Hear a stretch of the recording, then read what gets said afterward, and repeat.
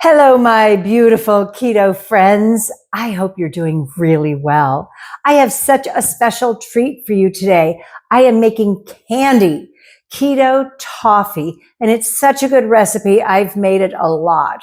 In fact, when I see that I'm running out, I think I need to make more of that, which is to your benefit today because I am almost out of mine. I keep it in the freezer and I shake up the container. It is Keto Toffee. I got the recipe originally from Keto Focus. Annie on Keto Focus, she makes some good stuff. And this is really, really easy. So I'm going to turn on the stove to medium high there's a half a cup of butter in here.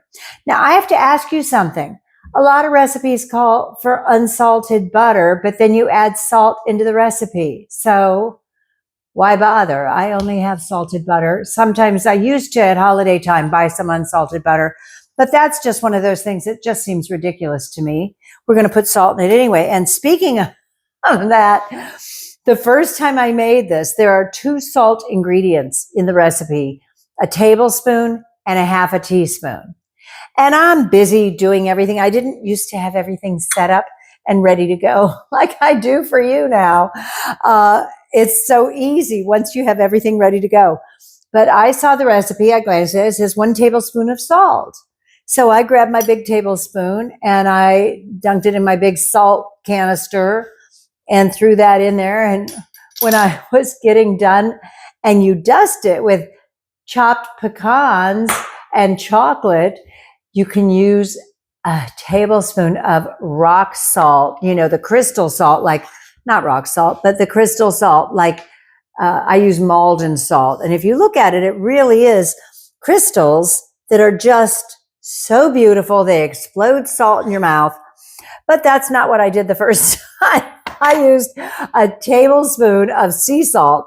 Well, you're supposed to use a half a teaspoon, which I pre-measured so I wouldn't make any mistakes this time. I did that last time too. So, and then it calls for a 1/3 cup of pecans. And one of the things, I have to change things up to my liking. First of all, I'm not using a 1/3 cup. I'm using more like a half a cup, and I will put that in the recipe. The other thing is I toast the pecans. I just think they have such a better flavor when they're toasted, especially when they're sitting on top of the toffee. So I really like that, and I like a lot of them. And then you also use chocolate, and I 7 ounces of chips. I use 2 ounces of white Lily's chips, sugar-free. So that's going to be great. So we're starting off with a half a cup of butter in a pan, in a saucepan. And to that, we're going to add a cup of brown monk fruit and allulose sweetener. And that goes in. Beautiful. There we go. And before you get anything going, let me add the water, 2 tablespoons of water. Again, I'll put the recipe down below. That keeps everything from sticking.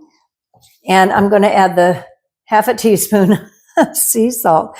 Oh my goodness, you should have seen my face when I tasted that the first time. I was like, this is incredibly salty. I knew I'd made the mistake when it came time to dust the toffee with the actual crystal salt, a tablespoon of it. I may not even use a whole tablespoon when I'm all done with this. So we're going to bring this to a boil, and you want to prepare a sheet. Let me show you this. One of the things when you're going to pour this, and you need it to be flat. Otherwise, you're going to have like big fat pockets of toffee and then places where there is none. So what helps that is you spray the cookie sheet or the pan with cooking spray. I used olive oil. It's not going to matter because it's not going to touch the stuff. But if you try to put parchment paper on a sheet like this without spraying it with the oil first, it's going to be like this. Even if you wrinkle it up first, like a lot of people do with parchment paper, it's going to really be a mess. So just suck it up, spray that spray on here, whatever spray you have, and then put your parchment on. I fold it, and then I use these paper binders, which really hold it well, really nice. So I also am very excited. I have a new candy thermometer because I was making this and I was using my jackknife kind of thermometer before. And I just always thought if this is touching the bottom of the pan, it's going to show it's hotter than it actually is. This way the thermometer is recessed a little bit. So I think it's going to do a better job of telling me when it gets to 300, which is hard crack stage. Actually, this says 320. 160 Celsius is hard crack stage. This is one of those keto desserts that makes you feel like you're cheating. Like, it's so good and so sweet, I shouldn't have any more. And I'll eat 2 or 3 pieces of it. And it's so sweet because of this is the monk fruit and allulose that I used this time, the Lakanto. I want to put an extra N in there. Lakanto golden. And I like that. I like the other one that I've used before in the past too. They're both very good. This is my first time using the golden instead of the brown sugar substitute. So we'll all see what happens to this. So you can see it's starting to boil. I'm going to turn it just to medium. I don't always have patience and I tend to turn things up higher than they should be, but it's at medium. And I'm going to put this in here now. And I'd love to put it so you can see the temperature, but I think I need to watch it mostly. And you need to stir it. So, okay. Oh my goodness. It's already up to 180 and climbing. Ooh, this is going to be so easy this time to do it without using my jackknife. You know what a jackknife thermometer is, right? One of these, it looks like a jackknife. It opens up this way. And so I was holding it in. It'll work, but like I said, I'm afraid if the tip hits the bottom of the pan, it's not going to give me an accurate reading. So, oh, look at that bubbling and boiling. And I have to tell you, this smells so good. As soon as you're done, you take it off the heat and you pour in a teaspoon of vanilla extract. Anytime you're working with something boiling, whether it's just boiling water, but more so if it's boiling oil or sugar, oh my goodness, have you ever burned yourself with that? Oh, yeah, that's time to go to the ER. So you don't ever want to do that. I think most of us have burned something. I remember flipping, I don't know, pork chops or something in the fry pan, and I flipped it toward me, which never do. You want to flip away. I flipped it toward me, and all that boiling butter and oil splashed all over me and my hands. It was not fun. That's a memorable dinner in the wrong way, right? I am so excited to have a candy thermometer because I will know exactly when it hits without having to keep dunking the jackknife thermometer. It's wonderful. It smells like brown sugar. How fantastic is that? We're so lucky to be on keto now. You know, I tried keto years ago and it didn't work. My insides were inside out. I couldn't go to the bathroom. I was hungry all the time. It has evolved so much. Plus, I did my homework. I learned what to do, what to eat, how to cook, and of course, the products that we have now. Now, I'm not talking about when you see a package that says keto treats, keto cookies. No, not that at all. I am talking about treats that we can make. If I want something good, I have to make it because everything that I've ever tried is just not good. They have that fake taste to them, or they actually have a lot of carbs. In fact, a friend sent me a new pasta, keto pasta, and it was like 40 carbs and 25 are fiber. And yeah, fiber's okay, but oh my God, do you know what that would do to my stomach? Well, it would be horrible. So I eat spaghetti squash, and you can eat zucchini zoodles, and you can make a wonderful pasta. Well, I like the raviolis that the Keto Twins make with provolone. That's a great recipe. But I also have one where you make it and you put it on a silpat or parchment, and it's crushed pork rinds, pork panko.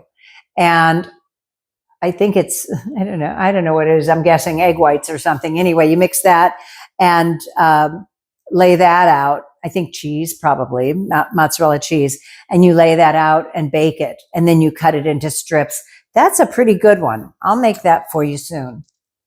I'm so excited to have a candy thermometer. I should have bought one of these when I first found this recipe, But I will link to this down below. I got it on Amazon. I think it was like $10. Isn't that worth the peace of mind of knowing you're getting it right? Especially with candy, you know, there's soft crack stage, hard crack, soft ball, firm ball, hard ball. I don't think there's hard crack, but there's not a hard ball. Oh my goodness. Just, okay, maybe it's more like 6 or 7 minutes. Don't get impatient. We're almost there. This is the kind of recipe that you can't have this on the stove and then decide to go throw in a load of clothes in the wash or run and check your emails or anything else. You really want to keep an eye on it and you want to stir it constantly. Okay, we are there at 320 and I am going to set this over here. Okay, and turn off the heat. And now I'm going to add, I always feel like I have to do this in a big hurry, a teaspoon of vanilla extract. Whoa, you didn't get to see that because I moved the pan, but boy, did that sizzle up. Oh, the vanilla smells so good. Look at that. Ooh, beautiful.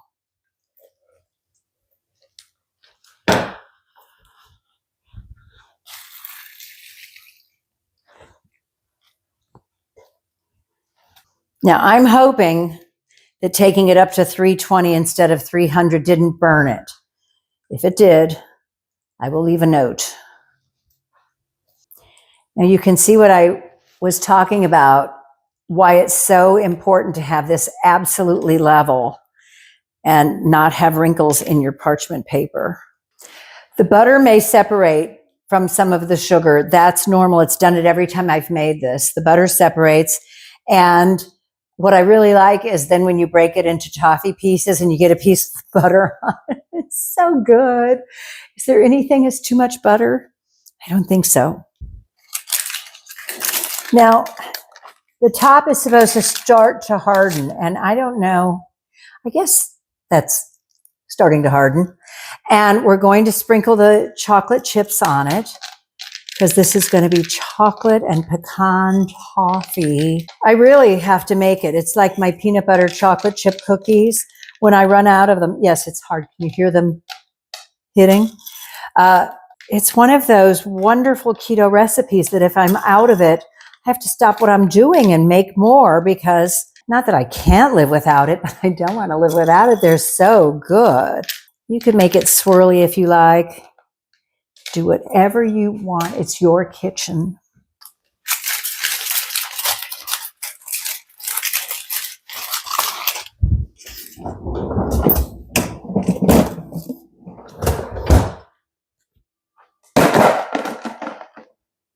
This is my little container. It's not pretty, of toffee. You can see why I was panicking. I'm like, I have to make more of this immediately. And I just break it into little pieces. That's probably 2 servings for me. And I keep it in the freezer, shake it up like good and plenty. Remember that? Good and plenty, good and plenty, plenty good.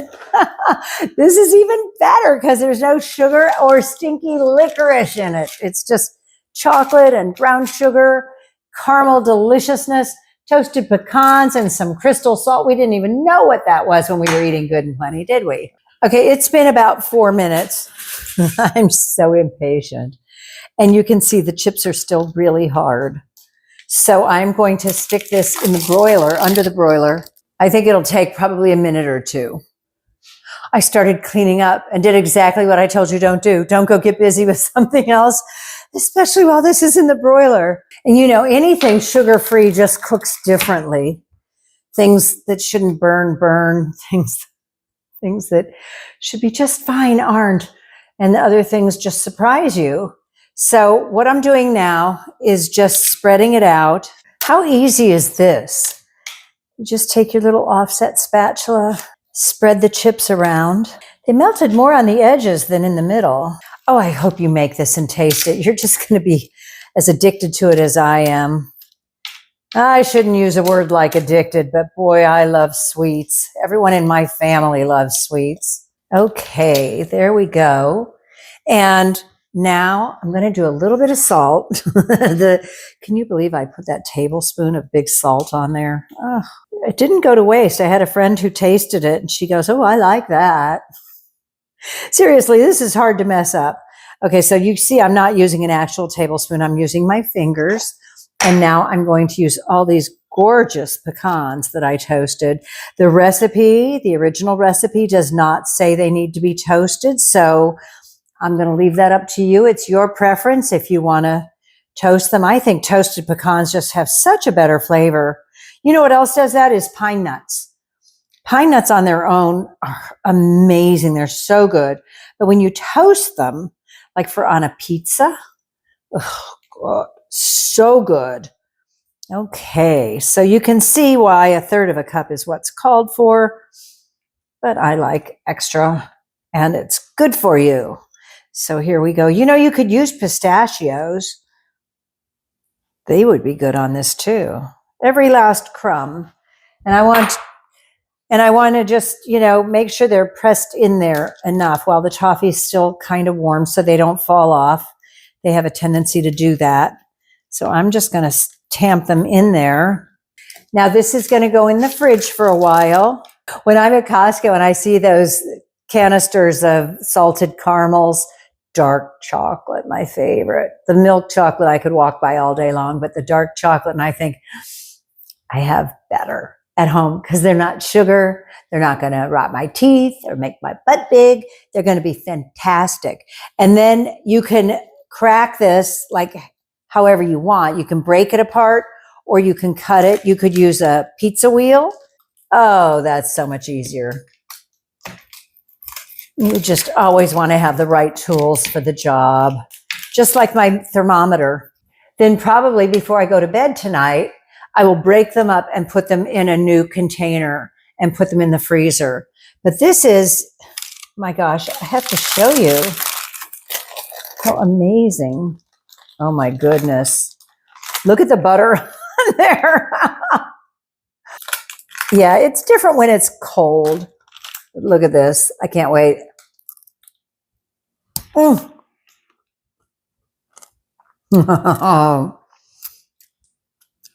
all greasy.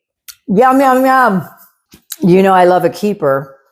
Something that is quality for the amount of effort that it took. And this is one of those keeper recipes. Look at that. Coming right off the parchment. So we're going to leave it flat and then we're going to break it apart later. I just absolutely love that on keto, you never feel deprived. You can have sweets like this. You're not missing a thing. And you've got your sweets, you've got savory, you've got whatever you want. And it's just delicious. It's such a great food plan. It'll keep you healthy the rest of your life. So do me a favor. Stay beautiful. You're fantastic. Are you watching this and thinking, well, that's entertaining to watch? Or are you watching it and thinking, oh, I can't wait to make that? I'm always curious because I get both comments. People are like, oh, I'm making this tomorrow. And then other times people are like, that was so much fun to watch you do that. Watch me struggle through. This is just one of the real keepers. I'll link to the recipe down below. I have so many wonderful things. You know what I made today earlier was keto lemon tiramisu. Oh, so bright and fabulous. Thank you so much for joining me on this keto journey. If you're enjoying the content, please give the video a thumbs up and subscribe. It'll really help my channel. I'm so excited. I'd love to keep doing this for you. So I need your support. If you'll subscribe, like, and then share. And if you have anyone who doesn't speak English, some friends, be sure to tell them that YouTube is going to have dubbing now in every language. This is so exciting. I'll be cooking in Espanol and every other way without having to dub my videos. It'll be automatic. So that's just super exciting. Love it here. Love seeing you here. Love you. Thank you so much for joining me. This is RJ for Keto Over 50. Stay beautiful.